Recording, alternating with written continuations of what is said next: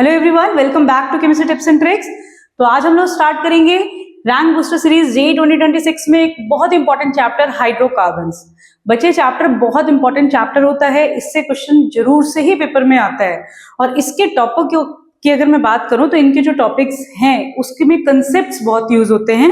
अगर आपको कंसेप्ट्स और ट्रिक्स पता हैं तो आप फटाफट से इसके क्वेश्चन कर लोगे और एक्यूरेसी आने के काफी ज्यादा चांसेस होते हैं। तो मेरे अकॉर्डिंग इस चैप्टर को बिल्कुल भी इग्नोर नहीं करना चाहिए। विदाउट एनी डिले हम स्टार्ट करते हैं इसके पीवाईक्यूज। और अगेन द सेम थिंग, अगर आप ये चैप्टर तैयार कर चुके हैं तो इसमें चेक करो कितना आपका स्कोर बन रहा है। अगर आपका स्कोर लगभग आपके ऑलमोस्ट सही है 95% तक क्वेश्चन, तो आप अपना कॉन्फिडेंस बूस्ट कर सकते हैं कि भाई हाँ, मेरे ये चैप्टर तैयार है। और अदरवाइज अगर आपको अभी भी कॉन्फिडेंस नहीं बन रहा है तो मेरे साथ क्वेश्चन को चेक करो। The way I use for solving question, उसे देखो किस तरह से क्वेश्चन सॉल्व किए जाते हैं, और जो ट्रिक्स आपके सामने आ रही हैं उसको फॉलो करो और इस चैप्टर में अपना कॉन्फिडेंस बिल्ड करो। Let's get started without any delay. Okay, चलो भाई। तो फर्स्ट ऑफ ऑल बच्चे देखो, 2025 में यहां से क्वेश्चन पूछा गया है। क्या है क्वेश्चन आपका? ओजोनोलिसिस पे बेस्ड। अगर कोई मुझसे पूछे कि भाई हाइड्रोकार्बन चैप्टर में कौन सा टॉपिक ऐसा है जो मुझे कर लेना चाहिए और उससे मेरे को पेपर में आने क्वेश्चन आने के मतलब 100% चांसेस हैं, तो डेफिनेटली बच्चे ये जो ओजोनोलिसिस टॉपिक होता है ये इसी तरह का टॉपिक है जिससे कि क्वेश्चन हर साल देखा जाता है। ये बहुत इंपॉर्टेंट टॉपिक होता है और ये बहुत आसान टॉपिक है अगर आपने समझ लिया तो। ठीक है भाई, तो चलो देखते हैं कि ओजोनोलिसिस में क्या पूछ रहे हैं। तो एक बार हम समझेंगे इस क्वेश्चन को। Ozonolysis followed by treatment with ZnH2O of cis-butene gives ethanol. This is the first statement. Product obtained by ozonolysis followed by the treatment of ZnH2 of 3,6-dimethyl-octforene has no chiral center. तो यहाँ पे इन्होंने दो topics को mix करके question पूछा है। अब आपको क्या करना है, जिन बच्चों ने करा हुआ है फटाफट से खुद सॉल्व करो और मैं बताती हूँ अब आपको कैसे इसको अप्रोच करना है और क्या तरीके से आप इस टॉपिक को एक्यूरेट वे में कर पाएंगे और आपको किन ट्रिक्स को फॉलो करते हुए इसे करना है। राइट, चलो भाई। तो देखो, इसको अगर मैं यहाँ पे थोड़ा यहाँ साइड कर रही हूँ, ध्यान से देखना। First of all I let you know the method कि जब भी ओजोनोलिसिस का क्वेश्चन आएगा तो आप इसको अप्रोच कैसे करेंगे। ठीक है, जब भी क्वेश्चन आएगा तो हम इसे कैसे अप्रोच करेंगे, विल सी दैट। ओके, देखो भाई, सबसे पहले आपको जो भी एल्कीन दिया आपने वो लिख लेनी है, cis-butene। तो 1 2 पे है ये और ये सिस फॉर्म है, तो मैं यहां लिख देती हूं ये होती है cis-butene। This is the structure of cis-butene। बच्चे आपको क्या करना है, जब भी ओजोनोलिसिस हो, हमेशा ओजोनोलिसिस करते हैं तो पहले ओजोनाइड बनता है फॉलोड बाय ZnH2O हम लोग करते हैं। ठीक है, तो इस ट्रिक में आपको इसको यहां से ब्रेक कर देना है और जब आप इसे ब्रेक करोगे और तुमने यहाँ पे ब्रेक किया तो यहाँ पे इसके डबल बॉन्ड ऐड करो। ओजोनोलिसिस में यहाँ पे डबल बॉन्ड O आ जाएगा जहां से ब्रेक होगा डबल बॉन्ड। राइट, और यहाँ पे हमारा दूसरे मॉलिक्यूल क्या बनेगा, CH3 डबल बॉन्ड O। तो बच्चे सिंपल ट्रिक है, जो भी एल्कीन दी गई उसे बीच से तोड़ो और डबल बॉन्ड O यहाँ पे आपने ऐड कर देना है। तो नेचुरली कंपाउंड क्या बन गया। अगर आपको ऐसे देखने में दिक्कत हो तो मैं उन बच्चों के लिए बता रही हूँ जिनका थोड़ा सा वीक होता है ऑर्गेनिक केमिस्ट्री, तो यहाँ पे क्या है, CH3CHO इथेनॉल है। तो पहला स्टेटमेंट हमारा यही कह रहा है कि ओजोनोलिसिस जब हम करेंगे तो cis-butene हमारा इथेनॉल देता है। तो ये स्टेटमेंट आपकी बिल्कुल करेक्ट है। Let us move to the second statement. तो ये इन्होंने दिया 3,6-dimethyl-octforene। जिन बच्चों को ये टॉपिक नहीं आता तो मैं उनसे कहूंगी कि आप खुद करो। अब इसकी नेमिंग करो, क्या दिया है कंपाउंड, और उसको लिखना शुरू करो कि भाई खुद बनाओ प्रोडक्ट, जो मैंने भी तरीका बताया उससे। अदरवाइज मैं आप फटाफट से कराऊंगी इसको। octforene 1 2 3 4 5 6 7 8, पहले ऑक्ट देखा करो। अब 4 पे इन है, 1 2 3 4, ये 4th कार्बन पे तुम्हारा इन है। अब कह रहे हैं 3 पे यहाँ पे क्या लगा हुआ है, मिथाइल, और यहाँ पे क्या है 6 पे, 1 2 3 4 5 6 7 8, और 6 पे यहाँ पे मिथाइल लगा हुआ है। This is the structure of basically alkene जो कि क्वेश्चन में दिया गया है, 3,6-dimethyl-octforene। अब तुम्हें मैंने कहा ओजोनोलिसिस करेंगे तो क्या होगा, ऐसे ही ब्रेक होगा। अब ऐसे ब्रेक होगा तो इन्होंने बोला क्या बनेगा, कंपाउंड में कायरल सेंटर आएगा या नहीं आएगा। तो बच्चे सिंपल सी बात है, अगर मैं तुमसे कहूं कि इस तरह का प्रोडक्ट है तो हमारा प्रोडक्ट क्या बना, इसको पूरी तरह से क्लियर होना चाहिए। ये मैं सिर्फ ऐसे रफ जल्दी में लिख रही हूँ कि भाई आपको पता होना चाहिए तरीका क्या है। ठीक है, CH3 CH2 CH और ये हो गया CH, है ना। तो अब अगर तुमने इसका प्रोडक्ट बनाया तो तुम्हारा क्या बनेगा, I'll use different pen so that आप समझ पाए। तो CH3 CH2 CH CH C double bond O, फिर क्या आया हमारा यहाँ पे भी हमारा एक H है, तो ये H हो गया, और यहाँ पे तुम्हारा आया CH3। बच्चे क्या इसमें कायरल सेंटर है? कायरल सेंटर बच्चे वो सेंटर होता है जिसमें 4 डिफरेंट वैलेंसी से कोई कार्बन होता है सेटिस्फाइड, ठीक है। तो इसमें देखो, अगर मैं इस वाले कार्बन की बात करूं तो इस वाले कार्बन पे क्या हो गया, ये हाइड्रोजन लगा हुआ है, ये मिथाइल लगा हुआ है, ये CHO लगा हुआ है, और ये इथाइल। तो बिल्कुल करेक्ट है, यहाँ पे करेक्ट मतलब यहाँ पे कायरल सेंटर है। और इस क्वेश्चन में क्या कह रहे हैं, इस क्वेश्चन में कह रहे हैं कि with no chiral carbon atom, तो जो प्रोडक्ट बनेगा उसमें कोई भी कायरल कार्बन एटम नहीं होगा। तो जब आपने इसका प्रोडक्ट बनाया, इवन जब बच्चों की प्रैक्टिस होती है वो डायरेक्ट बना के ही चेक कर सकते हैं कि ये तो ऐसे ही बनेगा प्रोडक्ट। तो आपने क्या करना है, खाली इसमें यहाँ पे स्टार मार्क लगा देना है, और स्टार मार्क के अकॉर्डिंग पता चल जाएगा आपको कि कायरल सेंटर बनेगा ही बनेगा। तो इसमें आंसर हमारा क्या हो गया, फर्स्ट स्टेटमेंट करेक्ट है और सेकेंड स्टेटमेंट इनकरेक्ट है।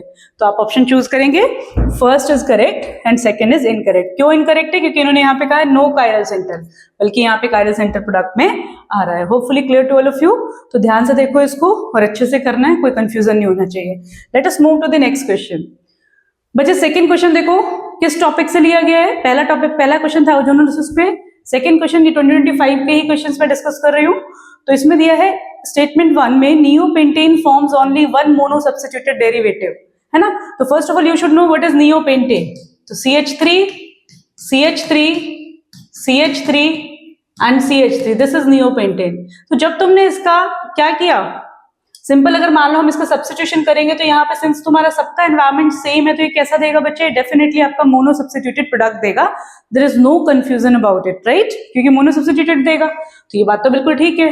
Melting point of neopentane is higher than that of n-pentane. अब सेकेंड क्वेश्चन ये है कि जो मेल्टिंग पॉइंट है, अगर मैंने यहाँ पे नॉर्मल पेंटेन ले लिया उससे इसका मेल्टिंग पॉइंट ज्यादा होगा कम होगा, कैसे हम प्रिडिक्ट करेंगे। तो बच्चे ये ठीक है, चलो ये टॉपिक है, पर मैं इस टॉपिक में आपको कुछ इंपॉर्टेंट चीजें बताऊंगी जिससे क्वेश्चन बहुत ज्यादा पेपर में श्योर है कि आता ही है, आपको ये चीजें पता होनी चाहिए, ठीक है। तो अभी हम इस पर डिस्कस करेंगे। पहले मैं आपको सिंपली बताते हुए क्वेश्चन कैसे बना हुआ है। तो देखो भाई, क्लास 11th की जो हाइड्रोकार्बन चैप्टर है उसमें एनसीईआरटी के सिंपल टेबल से क्वेश्चन है। अगर मैं सिंपली बताऊं तो ये डेटा बेस्ड क्वेश्चन हो गया। यहाँ पे है पेंटेन और यहाँ पे है 2,2-डाइमिथाइल प्रोपेन, क्योंकि जो नियोपेंटेन है इसका आईयूपीएक नेम क्या होता है, 2,2-डाइमिथाइल पेंटेन। और अगर आप इसको चेक करें तो अगर मैं बात करूंगी यहाँ पे मेल्टिंग पॉइंट की, तो this is the boiling point and this is melting point. कितना है 143, और 2,2-डाइमिथाइल का मेल्टिंग पॉइंट कितना है भाई, ये हमारा 256। तो 2,2-डाइमिथाइल का मेल्टिंग पॉइंट काफी ज्यादा इंक्रीज हो जाता है देन पेंटेन से। तो मतलब स्टेटमेंट हमारी दोनों करेक्ट हैं। Melting point of neopentane is higher than that of n-pentane, दोनों स्टेटमेंट करेक्ट है। पर बात यहाँ खत्म नहीं हो रही, खाली आपको ये बात पता चल जाने से यहाँ पे आपने क्वेश्चन अच्छे से नहीं किया है। PYQs का पर्पस क्या होता है कि जो जो टॉपिक से क्वेश्चन बन रहे हैं उन टॉपिक्स पे फ्यूचर में अगर क्वेश्चन आ जाए, है ना, तो हमें वो चीज क्लियर होनी चाहिए कि हमें क्या क्या चीजों को वहां पे नोटिस करना है। तो देखो भाई बच्चों, जब हम बात करते हैं इसकी, तो सबसे पहली चीज आपको जब भी टॉपिक आएगा आपको दोनों कंसेप्ट अच्छे से क्लियर होने चाहिए, एक बॉइलिंग पॉइंट का और दूसरा आपका मेल्टिंग पॉइंट का। सपोज मुझे ये नहीं याद था, देन क्या मैं आंसर इसका करेक्ट कर पाऊंगी या नहीं, that is my question. Suppose आपको नहीं पता थी, टेबल आपने नहीं पढ़ी हुई, तब आप कैसे सोचेंगे। तो जब भी मेल्टिंग पॉइंट पे क्वेश्चन आता है बच्चे, तो हम लोग कहते हैं जितना ज्यादा सिमेट्रिकल स्ट्रक्चर होगा, जितना ज्यादा सिमेट्री होगी उतनी अच्छी पैकिंग होगी, और जितनी अच्छी क्लोज पैकिंग होगी बच्चे उतना हाई मेल्टिंग पॉइंट होगा। अब आप चेक करो तो ये जो मॉलिक्यूल है इसमें सिमेट्री बहुत ज्यादा है, सिमेट्री बहुत ज्यादा होने से इसका मेल्टिंग पॉइंट एकदम से इंक्रीज होता है, ठीक है बच्चे, ये चीज आपको ध्यान होनी चाहिए। तो एक चीज देखो, जनरली बॉइलिंग पॉइंट के बारे में हम लोग बात करते हैं कि अगर बॉइलिंग पॉइंट होता है हमारा, वो इंक्रीज करता है with increase in molecular mass. Boiling point बढ़ता है मॉलिक्यूलर मास बढ़ने के साथ, ये बात आपको सिखाई जाती है। अगर कोई कहे बॉइलिंग पॉइंट हमारा डिक्रीज करता है विद इंक्रीज इन ब्रांचिंग, अगर कोई पूछे आपसे कि एन-पेंटेन में बॉइलिंग पॉइंट किसका ज्यादा है, तो आप क्या कहेंगे, एन-पेंटेन में बॉइलिंग पॉइंट हमारा किसका ज्यादा होगा, एन-पेंटेन और नियोपेंटेन में। तो बॉइलिंग पॉइंट हमारा एन पेंटेन का ज्यादा होगा। मेल्टिंग पॉइंट हमारा किसका ज्यादा रहा है? इसका, क्योंकि सिमेट्री बढ़ रही है। तो अब आप एक चीज सोचो, ये पॉइंट तो बॉइलिंग पॉइंट के लिए करते हैं, तो मेल्टिंग पॉइंट के लिए हम लोग कैसे देखें? तो मेल्टिंग पॉइंट के लिए एक टेबल से हम चीज यहाँ पे दिमाग में बिठाएंगे। वो क्या है? देखो, जैसे कि आप नोटिस करेंगे, ये है मेल्टिंग पॉइंट। यहाँ पे है तुम्हारा 1 carbon, 3 carbon, 5 carbon, 7 carbon, 9 carbon and will see that. तो जो हमारा, अगर फर्स्ट कार्बन की मैं बात करूं, तो मीथेन का हमारा मेल्टिंग पॉइंट कितना है? 90.5। इथेन का कितना हुआ? 101। फिर तुम्हारा यहाँ पे क्या आया? प्रोपेन 85.3। फिर तुम्हारा यहाँ पे क्या आया? पेंटेन। तो पेंटेन का हम लोग देखते हैं, तो what is of pentane? 143। Then will go for the heptane. Heptane में जाते हैं, तो हेप्टेन हमारा कितना है यहाँ पे? It is 182.4। Then we need to understand 9 nonane. Nonane का क्या आ रहा है? 222। क्या बताना चाह रही हूं मैं आपको यहाँ पे, अगर हम कंपेयर करें कि हमारा नोनेन का ज्यादा होगा या ऑक्टेन का ज्यादा होगा, तो देखो नोनेन का ज्यादा है। अगर मैं पूछूं आपसे कि मतलब आपका पेंटेन है, ब्यूटेन में किसका ज्यादा होगा, तो पेंटेन का इतना है, ब्यूटेन का कितना है? 114। अगर आपसे पूछा जाए कि जब हम बात कर रहे हैं यहाँ पे प्रोपेन की और इथेन की, तो प्रोपेन से हमारा इथेन का क्या हो रहा है? यहाँ पे हमारा थोड़ा सा ये चेंज हो रहा है कि प्रोपेन का कम है और इथेन का हमारा ज्यादा है, क्योंकि सिमेट्री हमारी इथेन में ज्यादा दिख रही है, इस वजह से ऐसा हो रहा है। ठीक है, और ये हमारा बेसिकली ये ऑर्डर है। तो आपने बच्चे ध्यान देना है कि जनरली जो हमारे ऑड कार्बन कंटेनिंग होते हैं, जनरली हमारे जो ऑड कार्बन कंटेनिंग नंबर वाले होते हैं, जनरली ये 100% ट्रू नहीं होता, बट जनरली अगर मेरे पास ऑड कार्बन कंटेनिंग में कंपैरिजन आए ऑड और इवन के बीच में, तो हम ऑड का मेल्टिंग पॉइंट ज्यादा कहेंगे। आप चेक कर लो, 3 का प्रोपेन का तुम्हारा, मैंने बताया इस यहाँ पे एक एक्सेप्शन लगता है। आप यहाँ पे देखेंगे ब्यूटेन का कितना है बच्चे आपका? ब्यूटेन का है 114 और पेंटेन का कितना हो गया? ज्यादा हो गया। अगर मैं यहाँ पे बात करूं हेक्सेन में, तो हेक्सेन का हमारा होता है 178, हेप्टेन का कितना हो गया? 182 हो गया।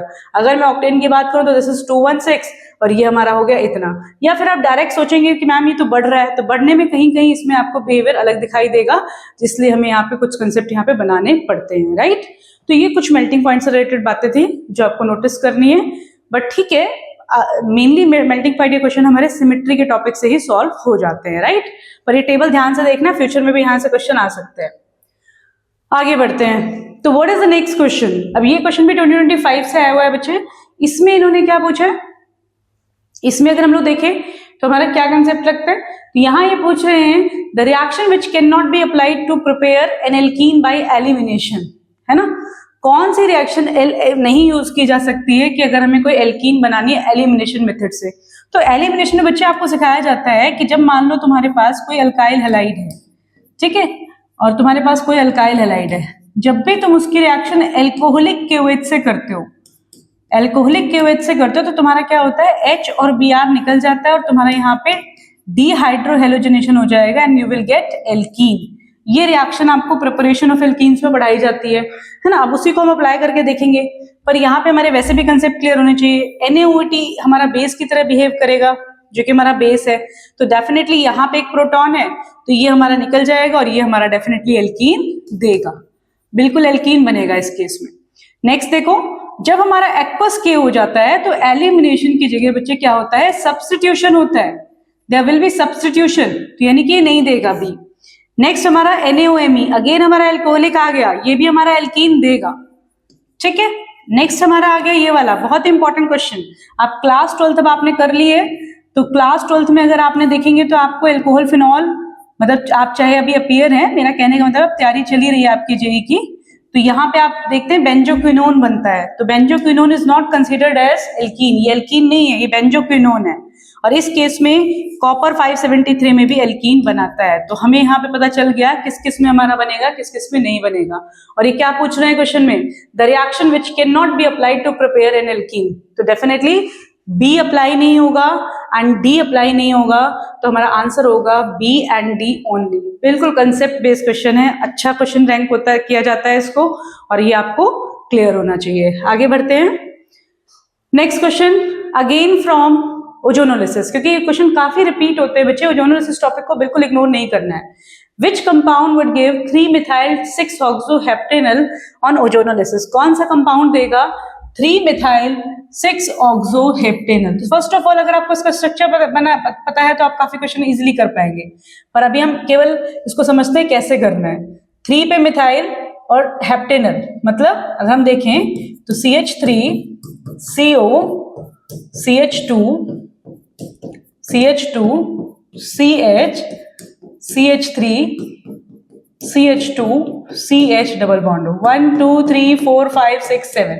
तो ये हमारा स्ट्रक्चर बनना चाहिए। अब आपको चेक कर लेना है किस में बनना है। ऐसा कंडीशन देखो जहां पे तुम्हारा CHO से तीसरी पोजीशन पे क्या आएगा, तुम्हारा बेसिकली मिथाइल ग्रुप आएगा। किसमें है? अगर तुम इसमें ओजोनोलिसिस वाली ट्रिक अप्लाई करोगे बच्चों तो कैसे तोड़ोगे, इसको ऐसे ब्रेक करोगे। अगर मैंने ऐसे ब्रेक किया तो यहाँ तो मेरा कीटोन बनेगा और यहाँ से मेरा एल्डिहाइड बनेगा, है ना। ये बात समझ में आ रही है या नहीं आ रही आपको?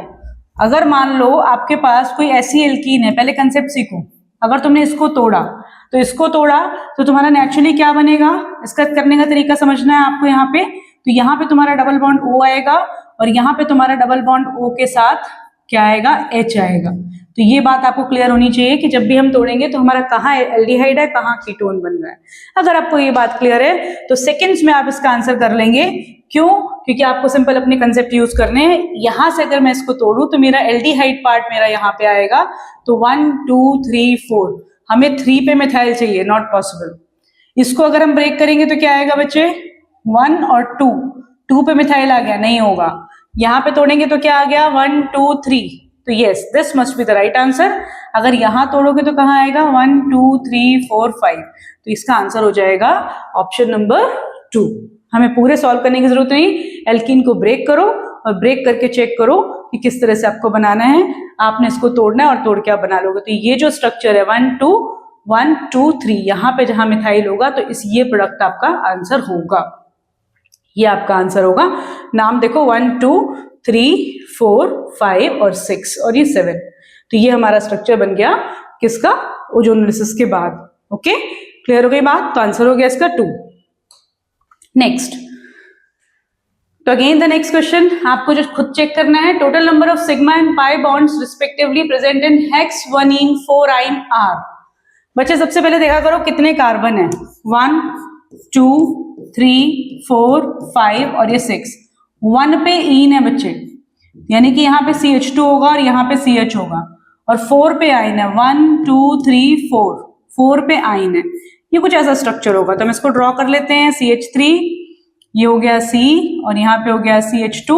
तो this must be the structure. सबसे पहले हमने काम क्या किया, हमने एक स्ट्रक्चर बनाया। ये क्वेश्चंस केमिस्ट्री के ऐसे क्वेश्चंस होते हैं जो बिल्कुल भी नहीं छूटने चाहिए अगर आप सच में सीरियस हैं अपने एग्जाम को लेके।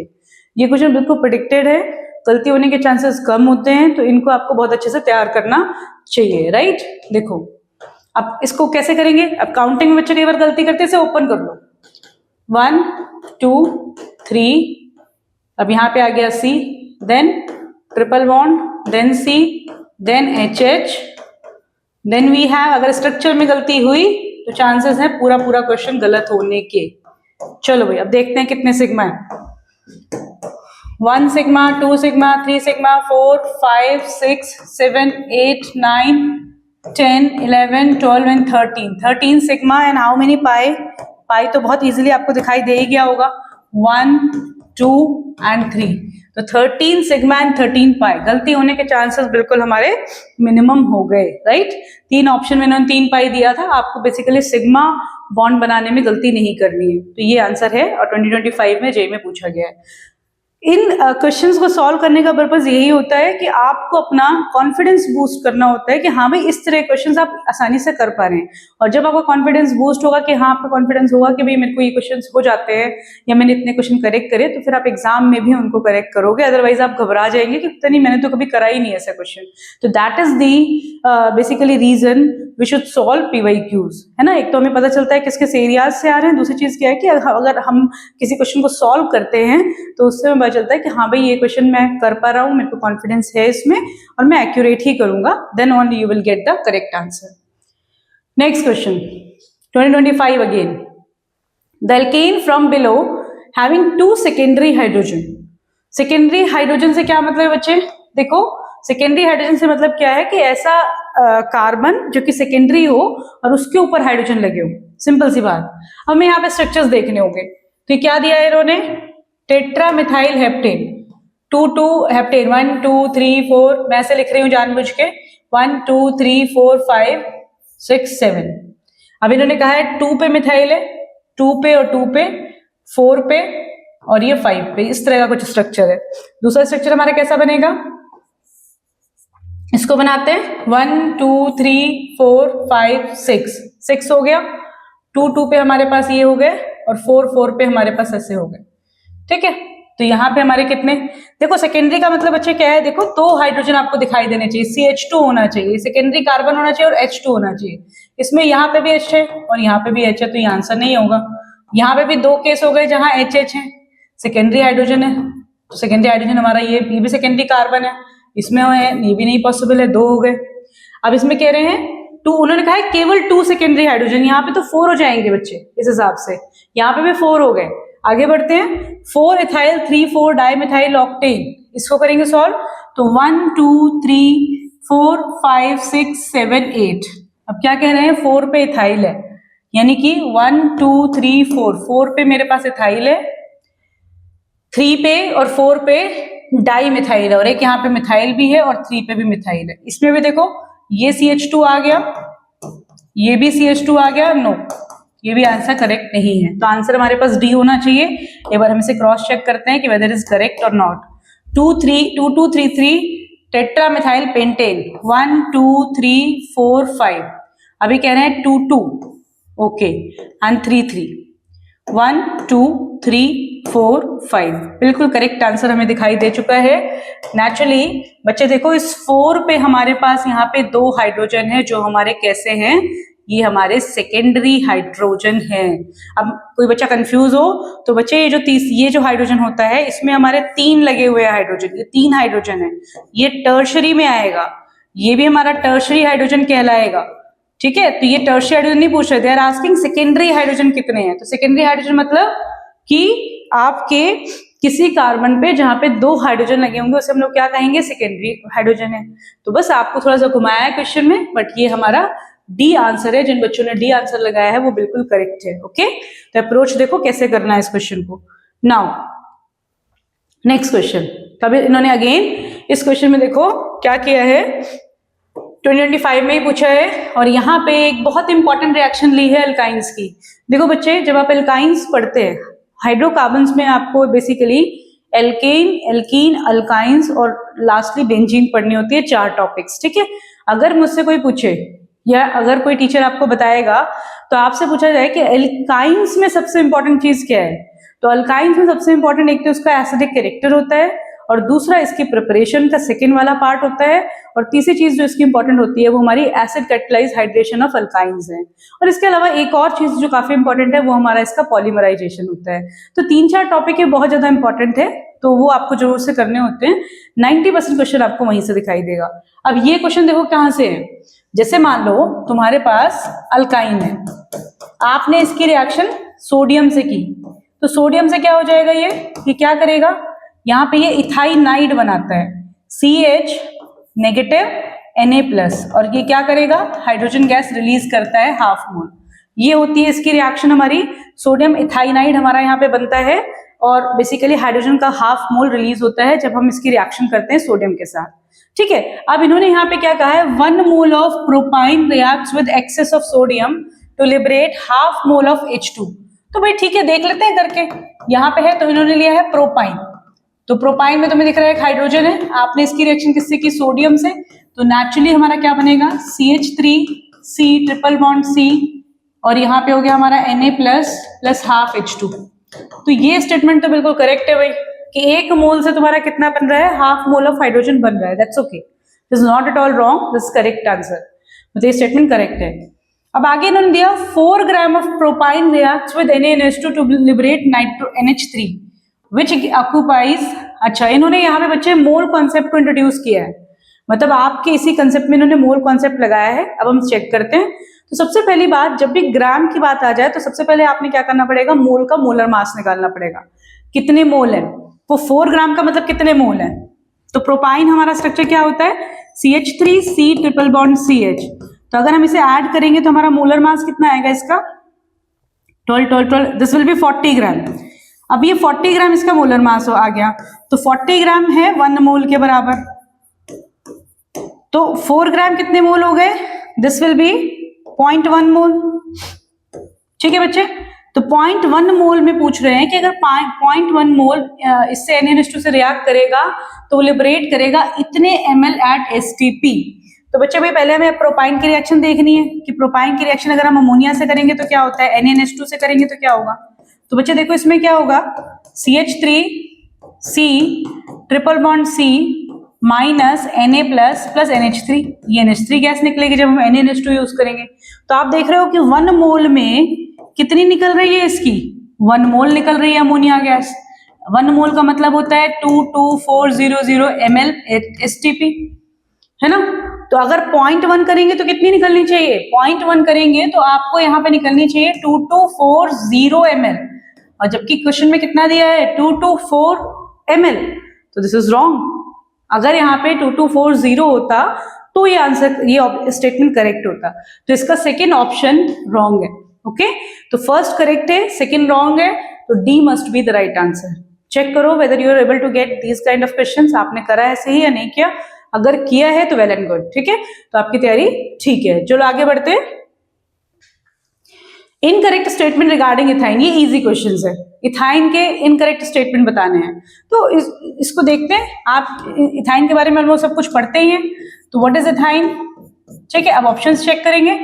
Carbon carbon bonds in ethyne is weaker then that in ethene, यहीं से स्टेटमेंट समझ में आ गई बच्चे। देखो आपको पता है इथीन में डबल बॉन्ड है, इसमें तुम्हारा ट्रिपल बॉन्ड है, तो ये स्ट्रॉन्गर होगा, तो यही ऑप्शन हमारा पता चल गया, carbon carbon bond in ethyne is stronger होता है, इट इज नॉट वीकर, तो आंसर तो तुम्हारा ए हो गया। आगे चेक कर लेते हैं, बोथ कार्बन और sp हाइब्रिडाइज, बिल्कुल sp हाइब्रिडाइज है, कोई कंफ्यूजन नहीं।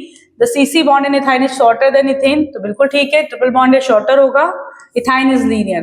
तो तीनों ऑप्शंस जो हैं बी सी डी ये हमारे करेक्ट स्टेटमेंट हैं, और उन्होंने पूछा है क्वेश्चन में इनकरेक्ट स्टेटमेंट बतानी है, तो पहला ही आंसर इसका आंसर हो जाएगा, ए ही इसका आंसर होगा। ठीक है, आगे बढ़ते हैं। तो ये 2024 के क्वेश्चन शुरू हो गए थे हमारे, 2025 के हमने देखे, now we are going to discuss 2024 के जो क्वेश्चंस आए हुए हैं। नेक्स्ट क्वेश्चन चेक करो भाई, जो बच्चे सीरियसली पढ़ रहे हैं, अच्छे से अपने आप को एनालाइज कर रहे हैं, तो देखो ये क्या कह रहा है। Nitration of benzene involves the following steps.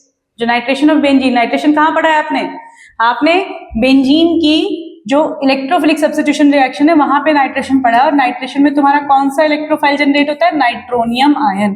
तो ये बिल्कुल करेक्ट है, बिल्कुल करेक्ट है, इन्होंने नाइट्रोनियम आयन यहाँ पे जनरेट किया है। स्टेटमेंट 2 क्या कह रहा है, use of Lewis base promotes electrophilic substitution. भाई ये गलत है, बिल्कुल गलत है, बिल्कुल गलत है, 100% गलत है। आपने पढ़ा होगा जो हमारी इलेक्ट्रोफिलिक सब्स्टिट्यूशन रिएक्शंस होती हैं वो लुईस एसिड की प्रेजेंस में होती है, उसमें Lewis acid as a catalyst की तरह यूज किया जाता है, तभी तो वो इलेक्ट्रोफाइल जनरेट करेगा। तो अगर आप ये कह रहे हैं कि लुईस बेस को हम यूज करेंगे तो ये प्रमोट करेगा, तो ये तो गलत है स्टेटमेंट। तो अगेन इसका सेम आंसर हो गया कि first statement correct, second is incorrect, तो that must be the right answer. Let us move ahead, आगे बढ़ते हैं। अगेन क्वेश्चन बचे ओजोनोलिसिस, ये तो टॉपिक मेरे को लगता है कि बिल्कुल आपको बहुत अच्छे से आना चाहिए, और इससे अगर आप इसे अच्छे से तैयार करोगे तो डेफिनेटली आपका एक चीज तो फिक्स हो जाएगी, हाँ भाई चलो अगर हाइड्रोकार्बन से क्वेश्चन आएगा तो हम जरूर से कर पाएंगे। आपको इस तरह से टॉपिक्स क्लियर होने चाहिए, राइट। जैसे मान लो ये है एल्कीन, क्या दिया है क्वेश्चन इन्होंने, यहाँ से इन्होंने आपको दिख रहा है ऐसे तोड़ा है इसको, और तोड़ा है तो यहाँ पे तुम्हारा क्या बना है, एक तुम्हारा एल्डिहाइड होगा, एक तुम्हारा कीटोन होगा। घुमा दिया है इसने, पर मुझे तो देख के ही पता चल रहा है कि भाई ओजोनोलिसिस ही है यहाँ पे। देखो बना के क्या बनेगा, ये ऐसे डबल बॉन्ड O, ये ऐसे गया, और ये ऐसे यहाँ पे H, और यहाँ पे डबल बॉन्ड O, ये तुम्हारा बन रहा है। ये चीज यहाँ लिखी हुई है घुमा के। अब इन्होंने यहाँ पे लिखा है कि ये तुम्हारा ऑक्सीडाइज हो रहा है, और ये तुम्हारा किसमें कन्वर्ट हो रहा है, CHOCONA कीटोन। अच्छा ठीक है बच्चे, देखो यहाँ पे आपकी एक बहुत ही इंपॉर्टेंट रिएक्शन होती है hello form. Hello form reaction अगर इसमें होगी, ये तुम्हारा जो CH3 ग्रुप लगा होता है ये तुम्हारा पूरा का पूरा ऑक्सीडाइज हो जाता है ONA में, और ये बना देता है CHI3 आइडो फॉर्म। जब हम इसकी रिएक्शन करते हैं, ये केमिकल रिएक्शन है, टेस्ट है जो काफी पॉपुलर है कार्बोनिल कंपाउंड्स के लिए। तो इसके लिए मेरे पास ऑप्शन जो मुझे दिखाई दे रहा है दैट इज डी, ये हमारा ओजोनोलिसिस है, फॉलोड बाय ये वाला रिएजेंट यूज होता है हमारा हेलो फॉर्म रिएक्शन में। तो जिन बच्चों ने हेलो फॉर्म रिएक्शन पढ़ी है वो फटाफट से इसको आइडेंटिफाई कर पाएंगे क्योंकि सेकंड स्टेप में यहाँ पे हेलो फॉर्म रिएक्शन हो रही है। ठीक है, अच्छे से करना है आपको। नेक्स्ट मूव करते हैं। नेक्स्ट क्या आया, CH3C। फिर देखो 2024 में कौन सी रिएक्शन आ गई है, फिर से वही अल्काइन का एसिडिक कैरेक्टर, है ना। रिपीट नहीं होते, बट जो हमारे टॉपिक्स है, जो हमारा एरिया होता है वो रिपीट होता है। एग्जैक्टली सेम नहीं होगा क्वेश्चन, पर उसी एरिया से होगा। तो इन्होंने क्या पूछा, यहाँ पे प्रोपाइन लिया, Na से रिएक्शन किया। तो बच्चे मेरे ख्याल से इसमें तो आपको दिक्कत नहीं आनी चाहिए। तो CH3C triple bond C minus Na+ बन जाएगा, प्रोपाइन इथाइनाइड। अब इन्होंने पूछा ये हमारा A बन गया, A को हम किस B से रिएक्ट करें कि हमारा ये वाला प्रोडक्ट बन जाए। ये क्वेश्चन बहुत ही अच्छा क्वेश्चन है बच्चे, और बहुत बार कराया जाता है। अब देखो इसमें तुम्हारा कौन सा पार्ट ऐड हो रहा है, ये पार्ट ऐड हो रहा है। 1 2 3 कार्बन है, तो नेचुरल सी बात है, जब भी हम किसी इथाइनाइड की रिएक्शन किसी अल्काइल हैलाइड से करते हैं तो ये क्या हो जाएगा, ये NaBr निकल जाएगा एंड फाइनली हमारा ये कंपाउंड बन जाएगा जो ये बना रहे हैं, CH2 CH2 CH3। चेक करो भाई कहाँ ऑप्शन दिखाई दे रहा है। तो पहले तो मुझे दिख रहा है ये, तो मेरे ये ऑप्शन गलत हो गया, ये ऑप्शन मेरा इसका CH3Na, ये वाला भी ऑप्शन मेरा गलत हो गया। तो ए तो मुझे पता चल गया था यही बन रहा है। अब इन दोनों में हमारा कौन सा ऑप्शन होगा हम चेक कर लेते हैं। इसमें इन्होंने Br नहीं लिया, तो A is the right answer. Check करो भाई, तो कंफ्यूजन हो तो उसको आप डेफिनेटली दूर करो। और अगर कहीं पे भी आपको दिक्कत आ रही है बच्चों, तो मैं बार बार आपसे कहती हूँ अगर आपको कहीं इश्यूज है तो just right in the comment box, जो भी आपको दिक्कत है आप प्लीज में से शेयर करो।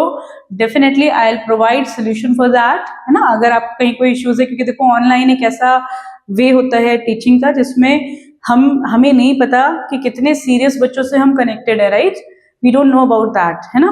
तो इसीलिए अगर आप एक्चुअल में सीरियस हैं and if you are willing to get good score, है ना, केमिस्ट्री आपको बहुत अच्छी करनी है, तो whatever I can do for you definitely I will do. That is not the thing कि भाई आपको कहीं पे भी आपको कोई इश्यूज आएंगे। अगर आप मेरे से कनेक्टेड हैं तो आप जरूर से मुझे अपनी प्रॉब्लम अगर कहीं आ रही है आप शेयर करो। I try to solve it as soon as possible, as I will get time I will definitely make video on that, okay. तो फिर आपको ये करना होगा और जस्ट बी कनेक्टेड, क्योंकि ये प्रोसेस चलता ही रहेगा। अभी आपने जेई की सीरीज हम लोग कर रहे हैं और जेई की सीरीज में हम कोशिश करेंगे कि कौन कौन से इंपॉर्टेंट एरियाज हैं उसे हम कवर करें। और अगर मुझे लगा कि बच्चों को फायदा हो रहा है तो मैं आपको और भी बहुत अच्छी अच्छी चीजें बताऊंगी जिससे आपको डेफिनेटली अपने स्कोर को बूस्ट करने में हेल्प मिलेगी। ठीक है भाई, चलो करते हैं। तो क्लियर हो गई बात, ये कोई कंफ्यूजन यहां तक आपको? आगे बढ़ते हैं। तो इसका आंसर हो गया हमारा A. Next question, the one giving maximum number of isomeric alkenes on dehydrohalogenation reaction is very good question। ठीक है, आपका हमेशा dehydrohalogenation आप पढ़ते हैं, तो चलो भी पहले स्ट्रक्चर लिखेंगे। 2-bromo 3,3 dimethyl pentane। चलो फटाफट से बनाते हैं, मैं ऐसे बना रही हूँ 1 2 3 4 5, ये पेंटेन है। अभी कह रहे हैं 2 पे ब्रोमो और 3 पे यहाँ पे हो गया डाइमिथाइल। तो बच्चे अगर कोई ऐसा केस है तो यहाँ पे अगर तुम डिहाइड्रोजनेशन करोगे तो यहाँ पे तुम्हारा CH3 है और यहाँ तो तुम्हारे पास है ही नहीं हाइड्रोजन, तो सिंपल तुम्हारे पास एक ही तो पॉसिबिलिटी है। अगर तुम यहाँ पे डिहाइड्रोहेलोजनेशन करोगे बच्चे, तो इस केस में तुम्हारे पास केवल एक पॉसिबिलिटीज बनती हैं कि तुम ये लास्ट वाले Br को निकालो और बाकी तुम नहीं बना सकते। तो ओनली 1 आइसोमर बन सकता है यहाँ पे। ठीक है, रीअरेंजमेंट इन्होंने मना किया, हम सिंपल बेसिक केस देखेंगे। Let us move to the second, 2-bromopropane। 2-bromopropane मतलब आपका ये इस तरह का स्ट्रक्चर है। अगर मैं इसमें कहूँ अल्कोहलिक KOH करेंगे आप, तो इसमें अल्कोहलिक KOH करेंगे, मतलब इसका मतलब क्या होता है, आपको HBr निकालना है। अब कहाँ से है, सेम चीज है, केवल एक ही केस पॉसिबल है, ओनली 1 केस, 1 ही होगा इसका। इन्होंने पूछा किसमें मैक्सिमम बनेंगे, हमें वो ढूंढना है। 1-bromo 2-methyl butane, 1-bromo 2-methyl butane, यानी कि 1 पे Br लगा है और 2 पे मिथाइल लगा हुआ है। ये इन्होंने केस ले लिया।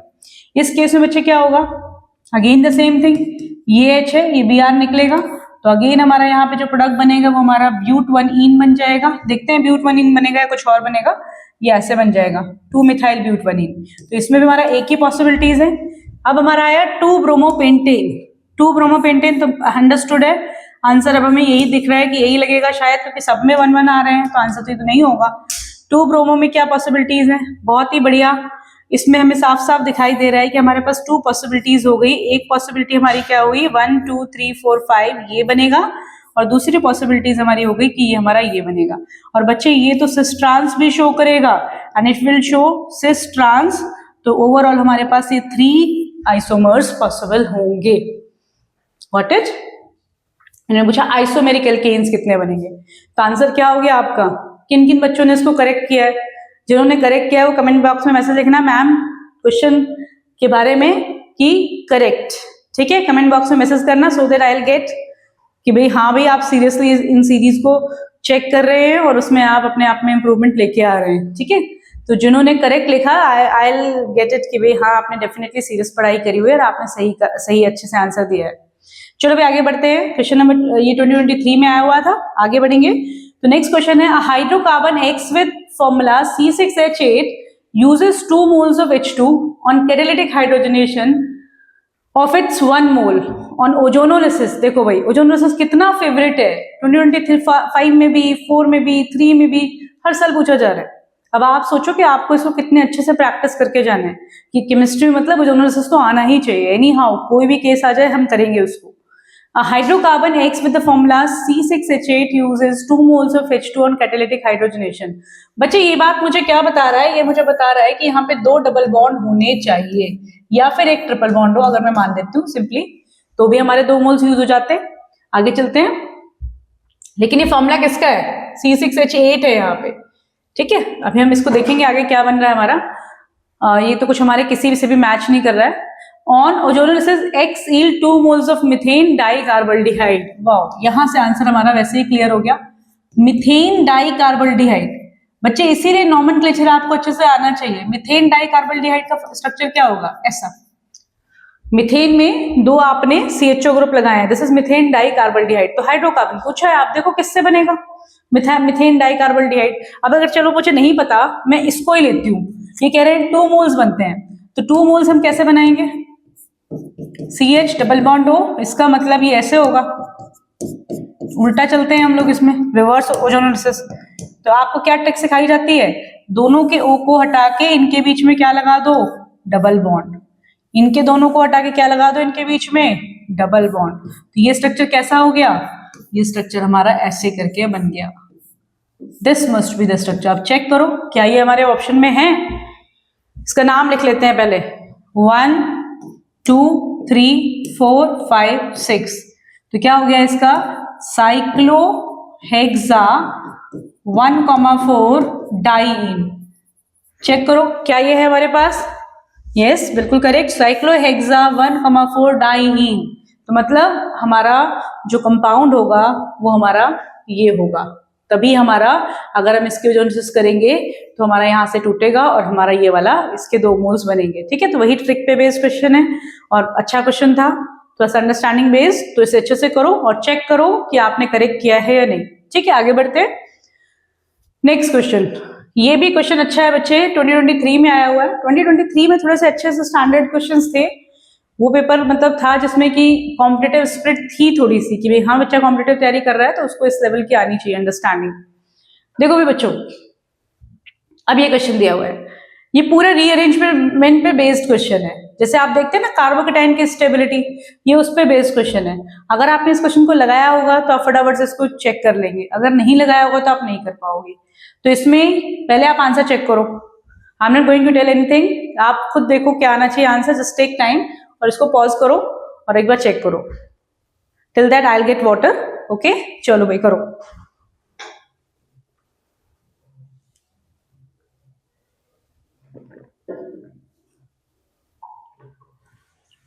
ओके, करते हैं इसको स्टार्ट। तो आपको यहाँ पे दिखाई दे रहा है कि यहाँ पे एक 5 मेंबर्ड रिंग है और यहाँ पे एक 4 मेंबर्ड रिंग है, राइट? और आप H+ कर रहे हैं। तो जब भी ऐसा केस होगा बच्चे, सिंपल सी बात है, अगर हम देखें तो यहाँ पे कार्बोकेटाइन रीअरेंजमेंट तो होगा ही होगा, तो ये OH2+ बन जाता है और यहां से निकल जाएगा। तो हमारा जो नेक्स्ट स्टेप होगा उसमें इस पोजीशन पे एक पॉजिटिव चार्ज आपको देखने को मिलेगा। रीअरेंजमेंट पे बेस्ड क्वेश्चन है ये एक रीअरेंजमेंट पे बेस्ड क्वेश्चन है, ठीक है बच्चे? अब क्या होगा, तो नेचुरली यहाँ पे आपको दिखाई दे रहा है कि ये 4 मेंबर्ड रिंग के जो साथ में डबल बॉन्ड है, तो यहां से क्या होगा, ये हाइड बॉन्ड यहां शिफ्ट होगा, तो 1-2 बॉन्ड शिफ्ट होगी यहाँ पे और यहां से क्या हो जाएगा, मैं इसी तरह से बना रही हूँ स्ट्रक्चर को सो दैट आप समझ पाए।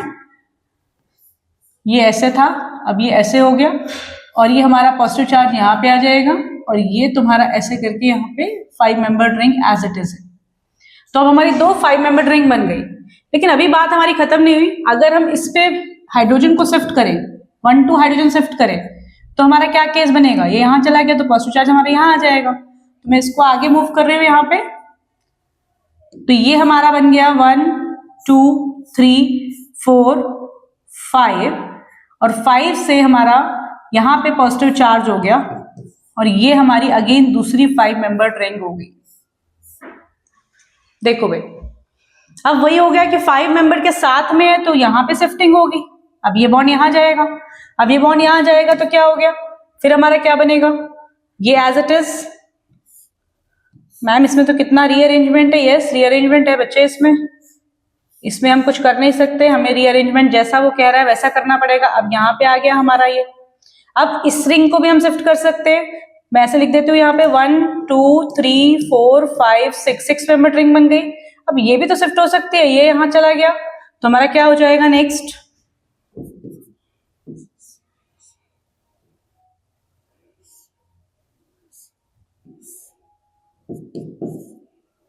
ये 2 हमारी मेंबर्ड रिंग बन जाएंगी। ये तुम्हारा ये वाला बॉन्ड देखो यहाँ शिफ्ट हुआ, अगर ये वाला बॉन्ड हमारा यहाँ शिफ्ट होगा तो ये हमारी ऐसे करके 2 मेंबर्ड रिंग बन जाएगी। मैं डायरेक्ट बना देती हूँ। एंड फाइनली ये हाइड्रोजन यहाँ से हटेगा और यहाँ से चला जाएगा। तो इसका आंसर आपको पता होना चाहिए कि इस केस में हमारी 2 6 मेंबर्स रिंग बनेंगे आफ्टर रीअरेंजमेंट। तो देखो कहाँ दिया है ऑप्शन, ऑप्शन क्या हो गया हमारा, finally both rings will be 6। बिल्कुल करेक्ट, ए हो गया इसका आंसर। तो जिन बच्चों ने ए आंसर किया है तो उन्हें सच में अच्छी बात है, इसका मतलब आप बिल्कुल राइट ट्रैक पे हो। आप और प्रैक्टिस बढ़ाओ और जेईई मेन में केमिस्ट्री में बहुत अच्छा स्कोर करने की तैयारी करो। ठीक है, ये अच्छे क्वेश्चंस होते हैं, अगर इसमें बच्चा अच्छा कर रहा है तो डेफिनेटली उसकी ऑर्गेनिक ठीक है। ओके चलो भी आगे बढ़ेंगे। Choose the correct set of reagent for the conversion. अब आपको क्या दिया है, ट्रांस कंपाउंड दिया है और उसे सिस में कन्वर्ट करना है। बच्चे इस केस में सिंपल सी बात क्या है, आप ये देखो सिस एल्कीन कौन कौन से कंपाउंड बनाते हैं। तो सिस एल्कीन आपको पता है लेंडलर्स कैटलिस्ट बनाते हैं, और ट्रांस एल्कीन कौन से बनाते हैं, एनी लिक्विड अमोनिया। तो अब आपको जब सिस बनाना है तो आपका लास्ट स्टेप में क्या होना चाहिए, लेंडलर्स कैटलिस्ट होना चाहिए। तो देखो यहाँ एनी लिक्विड अमोनिया दिया हुआ है, ये तो नहीं होगा, ये एनी लिक्विड ये नहीं होगा, 2 ऑप्शन हमने हटा दिए। इसमें भी लेंडलर्स है, इसमें भी लेंडलर्स है, तो ये दोनों हो सकते हैं। अब इसमें देखो ऑलरेडी एल्कीन दिया हुआ है, तो जो एल्कीन दिया तो तुम्हें यहाँ पे Br2 जोड़ना पड़ेगा, Br2 जोड़ने का तुम्हें Br2 रिमूव भी करना पड़ेगा, है ना। तो इसका मतलब तुम्हारा यहाँ पे ए ऑप्शन होगा, क्योंकि तुम्हें यहाँ पे क्या करना है, एडिशन फॉलोड बाय एलिमिनेशन। क्योंकि तुम पहले यहाँ पे क्या बनाओगे, you will convert this first into alkynes, इसको तुम्हें अल्काइंस में बदलना पड़ेगा, और अल्काइंस से फाइनली हम लोग लिंडलर कैटलिस्ट डाल के हम इसे कन्वर्ट करेंगे सिस एल्कीन में। ठीक है बच्चे, तो इस अप्रोच को फॉलो करो। Again you can check, same position से क्वेश्चंस आपको देखने को मिलते हैं, सेम टॉपिक्स से मिलते हैं, बस उसी को आपको फोकस करना होता है। आगे बढ़ते हैं, नेक्स्ट क्वेश्चन। नेक्स्ट क्वेश्चन बच्चे, ये हमारा कहां से होगा, जब इसमें फ्री रेडिकल दिखा रखा है, Cl का टैग दिखा रहा है, सिंपली यहाँ पे क्या है, जो आप एल्केन्स में पढ़ते हैं सब्स्टिट्यूशन, इसकी पूरी मैकेनिज्म आपको करनी होती है, ये वहां से है। तो पहले स्टेप में आप क्या करते हो, जो Cl होता है वो Hν UV लाइट के प्रेजेंस में ब्रेक होता है 2Cl रेडिकल्स में, और दूसरे स्टेप में प्रोपेगेशन में जब यहाँ पे मिथेन आता है तो मिथेन के साथ ये क्या करेगा, this will generate methyl radical and this will give Cl HCl as a by product. तो ये बनता है। तो इन्होंने ये क्वेश्चन इसी स्टेप से यहाँ से लिया हुआ है, चेक करो इसमें। तो इसका आंसर क्या होगा, ये इजी क्वेश्चन है, 2022 में आया हुआ है, this must be the right answer. पर वही बच्चे कर पाएंगे जिन्होंने मैकेनिज्म अच्छे से सीखी हुई है। तो ये हमारी फ्री रेडिकल सब्स्टिट्यूशन मैकेनिज्म का एक स्टेप इन्होंने पूछा हुआ है इस क्वेश्चन में। आगे बढ़ते हैं। 2 isomers A and B with the molecular formula C4H8 give different products on oxidation with KMnO4 in acidic medium। बच्चे देखो, before doing this question I would tell you, एक सिंपल मैं कंसेप्ट आपको यहाँ पे सिखाऊंगी, पहले आप ध्यान दो। एल्कीन की ऑक्सीडेशन जब हम लोग करते हैं ना बच्चे, ये 2 चीजें मेरे ख्याल से सारे बच्चों को पता होनी चाहिए। If you know then well and good, बहुत अच्छी बात है, और नहीं पता तो इस चीज को सीख लो। एक बार फटाफट से देखो इसे। मान लो मेरे पास कोई भी एल्कीन है, मैंने ऐसे ले लिया सिंपली, ठीक है, मैं वो ले लेती हूँ जो यहाँ पे पूछ रहे हैं। ये एल्कीन मैंने ले लिया, आप कोई भी ले सकते हैं। तो अगर इसकी रिएक्शन हम क्या ले रहे हैं, KMnO4 कोल्ड डाइल्यूट KMnO4 ले रहे हैं, मतलब उसमें हम लोग को दिखाया जाता है H2 और O ऑक्सीडेशन कर रहे हैं, कोल्ड बेयर्स रिएजेंट होता है। तो बच्चे इस केस में क्या होता है, ये सिंपली OH जुड़ जाता है दोनों साइड, डाइऑल्स बन जाएंगे, ये तुम्हारा सिंपल OH यहाँ पे जुड़ जाता है। ये हमारा पहला टेस्ट होता है बेयर्स रिएजेंट का, विस्नल कंपाउंड बनता है। लेकिन अगर यही केस जब हम लोग किसके साथ करते हैं, KMnO4 in presence of H+ से करेंगे, तो ये ऐसे ब्रेक होता है। और ये सिंपल ट्रिक हमें समझनी होती है कि जब ये डबल बॉन्ड से जुड़ा होगा और ये दोनों हमारा एक बेसिकली इस तरह की एल्कीन होती है, तो उस केस में वो हमारा कीटोन देता है एज ए प्रोडक्ट। क्या बनेगा आपका, कीटोन एज ए प्रोडक्ट बनता है। और CH2 हमारा किस में कन्वर्ट हो जाता है, CO2 और H2O में। अगर आपको ये कंसेप्ट नहीं आता है तो कमेंट बॉक्स में आप लिख देना, इसका आपको डिटेल सीखने की सच में जरूरत है, ठीक है, बहुत बहुत ज्यादा इंपॉर्टेंट है। तो जब हम ऑक्सीडेशन करते हैं तो दो केस पढ़ने होते हैं कि एसिडिक KMnO4 कैसे काम करेगा और कोल्ड डाइल्यूट KMnO4 कैसे काम करेगा। इस पे क्वेश्चन काफी आने के चांसेस होते हैं। अब इन्होंने आपको इसी पे क्वेश्चन पूछा हुआ है, ये कह रहे हैं C4H8 give different products on oxidation with KMnO4 in acidic medium. अब इन्होंने आपको ये नहीं बताया कि कौन सी एल्कीन है, C4H8 इन्होंने कह दिया। अभी कह रहे हैं कि isomer A on reaction with KMnO4H+ results in effervescence of a gas। तो आप देख रहे हो जब तुम्हारी इस तरह की कोई एल्कीन होगी तो effervescence होगा और कीटोन बनेगा। तो अब सोचो कहाँ पे तुम्हारा ऐसा कौन सी एल्कीन तुम्हें दिखाई दे रही है, तो तुम्हें ये होना चाहिए कि अगर मैं 2-मिथाइल प्रोपीन ले लूं, if I'll take two methyl propene, तो डेफिनेटली मेरा कीटोन बनेगा और CO2 बनेगा। तो इसका D must be the right answer, ठीक है, इस क्वेश्चन के लिए D must be the right answer. तो चेक करो इसे, और ये अच्छा क्वेश्चन है, again you can do it. आगे बढ़ते हैं। The presence of weaker bonds make alkenes less stable than alkanes. तो ये बात तो ठीक है, एल्कीन्स में क्या होता है बच्चे, पाई बॉन्ड होता है, एल्केन्स में क्या होता है, सिग्मा बॉन्ड होता है। तो सिग्मा बॉन्ड हमारा स्ट्रॉन्गर होता है देन पाई बॉन्ड, है ना। तो इसलिए क्या होगा, तो हमारा जो, अगर मैं बात करूं तो जो वीकर बॉन्ड होता है किसमें होता है, एल्कीन्स में होता है। तो ये स्टेटमेंट तो करेक्ट ही लग रही है। The strength of the double bond is greater then carbon carbon single bond. तो भाई स्ट्रेंथ क्या होती है डबल बॉन्ड की, कार्बन कार्बन सिंगल बॉन्ड से ज्यादा होती है। तो ये बात भी बिल्कुल ठीक है, strength of the double bond is greater than that of the carbon carbon single bond, बिल्कुल करेक्ट, दोनों ही करेक्ट हैं। तो both statement are correct, C must be the right answer. ये 2022 में आया था, काफी इजी क्वेश्चन ही रेट करेंगे इसको। आगे बढ़ते हैं। Major product of the following 2021 में क्वेश्चन आया, ये क्वेश्चन भी अच्छा क्वेश्चन है, इसमें मेजर प्रोडक्ट पूछा है।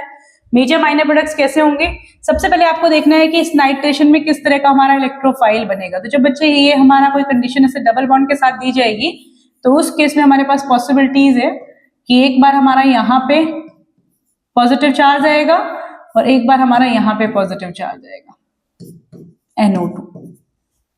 अब खुद सोचो मेजर प्रोडक्ट किस में बनेगा, मेजर प्रोडक्ट आपका किस केस में बनेगा, आप ये सोचो।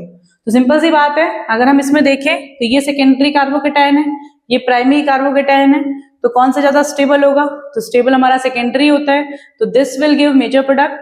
तो आप इसके अकॉर्डिंग देखो कहाँ आपको लग रहा है कि बनना चाहिए। अगर इसको मैं जोड़ू बेंजीन में तो कैसे जुड़ेगा भैया, ये ऐसे जुड़ेगा, ये जुड़ गया, एक बॉन्ड यहाँ पे NO2 और ये CH3, देखो कहाँ दिख रहा है कुछ ऐसा स्ट्रक्चर, ये हमारा होना चाहिए। तो ये ऑप्शन कहाँ दिखाई दे रहा है, ये ऑप्शन हमें A में दिखाई दे रहा है। देखो भाई मेजर प्रोडक्ट पूछा है तो मेजर प्रोडक्ट आपका ये बनेगा, सेम चीज है। अगर मैं इसको ऐसे ड्रॉ करूं, एक को ये ऊपर और एक को ऐसे नीचे, तो ये एक ही बात है, ठीक है भाई, क्लियर है। तो जिस बच्चे ने ये बनाया वो करेक्ट है, यहाँ पे बेंजीन है तो सर्कल आएगा। नेक्स्ट क्वेश्चन 2021 से क्वेश्चन है बच्चे, ये 2021 में भी देखो इन्होंने सब्स्टिट्यूशन प्रोसेस से पूछा है। जब आप सब्स्टिट्यूशन करते हो वहां आपको सिखाया जाता है कि जब हम आयोडीन का सब्स्टिट्यूशन करते हैं तो ये प्रोसेस रिवर्सिबल होती है, ये स्लो प्रोसेस होती है। तो इस केस में हमें क्या लेना पड़ता है, we need to take a strong oxidizing agent. हमें क्या चाहिए होता है, स्ट्रॉन्ग ऑक्सीडाइजिंग एजेंट। वो क्या करता है बच्चे, वो इस HI को कन्वर्ट कर देता है I2 में, और इसीलिए हमारी रिएक्शन क्या हो जाती है, सिंगल डायरेक्शन हो जाती है। ये इसको हटा देता है रिएक्शन मिक्सचर से। तो अब चेक करो कौन सा ऑप्शन होगा।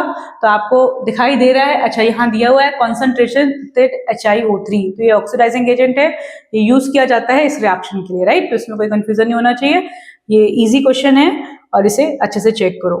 Late us move to the next, again very tricky and very understanding question, और हालांकि इजी क्वेश्चन ही होता है अगर आपने अच्छे से समझा हुआ है कंसेप्ट तो, पर हाँ जिन बच्चों ने नहीं पढ़ा उनके लिए टफ ही होगा। देखो ये हमारा एक न्यूमन प्रोजेक्शन बनाया गया है, तो न्यूमन प्रोजेक्शन बच्चा जब भी बनाया जाता है तो आपको पता होना चाहिए इनके बीच में एंगल कितना होता है, इट इज 120, ये 120 होता है। अब इन्होंने यहाँ पे पूछा है आपसे, in the following skew confirmation of ethane HH dihedral angle is H dash H double dash, मतलब ये इन दोनों के बीच में एंगल पूछ रहे हैं। अब एक चीज देखो, अगर मैं इसकी बात करूं तो इन दोनों के बीच में एंगल हम कैसे निकालेंगे, जब हमें पता है कि इन दोनों के बीच में एंगल कितना है हमारा बच्चे, इन दोनों के बीच में एंगल हमारा 120 है और इसके बीच में 29 है, तो what should be our answer, 120 degree plus 29 degree, this will be 149 degree. बहुत ही बढ़िया क्वेश्चन, बहुत ही ट्रिकी क्वेश्चन। आपको पता होना चाहिए when we draw Newman projection, तो हमारे जो दो बॉन्ड्स होते हैं उनके बीच में बॉन्ड एंगल कितना होता है, 120 डिग्री। इसके बीच में आपको 29 उन्होंने दे दिया, तो दोनों को ऐड ऑन करो, पूरा एंगल पूछा है आपका, ठीक है। तो होपफुली क्लियर है आपको, 2019 में क्वेश्चन आया हुआ है, अच्छा क्वेश्चन है। नेक्स्ट देखो बच्चे, the major product of the following addition reaction is, इसका आपको मेजर प्रोडक्ट बताना है। तो बच्चे देखो सिंपली अगर हम प्रोपीन लेते हैं CH3 CH double bond CH2 और मैं आपसे कहूं कि आपको इसमें Cl2 ऐड करना है, तो आप क्या करेंगे, आप सिंपल CH3 CH2 यहाँ पे Cl और यहाँ पे Cl ये आप ऐड कर देंगे, या फिर वाटर होगा तो आप क्या करेंगे, एक H2O यहाँ पे OH और यहाँ पे H ऐड कर दिया, या फिर हम देखेंगे इसको, ये OH यहाँ जाएगा और H यहाँ जाएगा, मेजर प्रोडक्ट कुछ ऐसा बनेगा, ठीक है बच्चे, यही बनेगा। लेकिन जब हमारा Cl2 H2O लिया जाता है तो इस केस में हमें दोनों केसेस को ध्यान देना है कि पहले स्टेप में तो हमारा यही बनेगा, CH3 CH CH2, यहां से हमारा क्लोरोनियम साइक्लिक आयन बनेगा and finally OH minus attack करेगा, तो OH माइनस किस कार्बन से अटैक करेगा, इससे, और ये वापस चला जाएगा। तो क्या बन जाएगा हमारा, A must be the right answer, इसका आंसर ए होना चाहिए। मार्कोनी कोऑर्डिनेशन की एप्लीकेशन पे क्वेश्चन है ये, ठीक है बच्चे, कोई कंफ्यूजन यहां तक आपने क्वेश्चन अपने चेक करे। So with this we are done with today's PYQ lecture. यहां से हमने हाइड्रोकार्बन से कुछ क्वेश्चंस प्रैक्टिस किए और मेजॉरिटी हमने टॉपिक्स देखे कि किस तरह के क्वेश्चंस बन रहे हैं। सबसे इंपॉर्टेंट टॉपिक जो मुझे अकॉर्डिंग टू द PYQ जो हमने अभी चेक किए PYQs, उसके अकॉर्डिंग अगर आप पूछे तो मेरे अकॉर्डिंग ओजोनोलिसिस है। उसके बाद जो नेक्स्ट टॉपिक आपको बहुत अच्छे से करना है वो आपको अल्काइंस की रिएक्शंस को करना है। अल्काइंस की प्रिपरेशन इसमें बच्चे बिल्कुल भी नहीं छोड़नी है आपको। अल्काइन की प्रिपरेशन में आप जो विसिनल हैलाइड्स इसको बनाते हो उसे अच्छे से चेक करो, एसिडिक कैरेक्टर इसका चेक करो, इसकी एसिड कैटालाइज हाइड्रेशन रिएक्शन को चेक करो और एज वेल एज इसका साइक्लिक पॉलीमराइजेशन बिल्कुल नहीं छोड़ना आपको, ठीक है। तो ये टॉपिक्स आपको जरूर से करने। एल्कीन्स में मार्कोनी-कॉफ रूल, एंटी मार्कोनी-कॉफ रूल अच्छे से रिवाइज होना चाहिए और जो आपका बेंजीन है उसमें आपको इलेक्ट्रोफिलिक सब्स्टिट्यूशन रिएक्शन में कोई भी लापरवाही नहीं करनी है। और अगर मैं एल्केन्स की बात करूं उनकी प्रिपरेशंस को बहुत अच्छे से करना है। तो इस तरह सिस्टमैटिक वे में इस पूरे चैप्टर को चेक करो और होपफुली आपने क्वेश्चन सॉल्व करे होंगे और इसको देखोगे कितना तुम्हारा तैयार है। तो मिलते हैं नेक्स्ट लेक्चर में इन द सीरीज। तो thank you so much, see you again.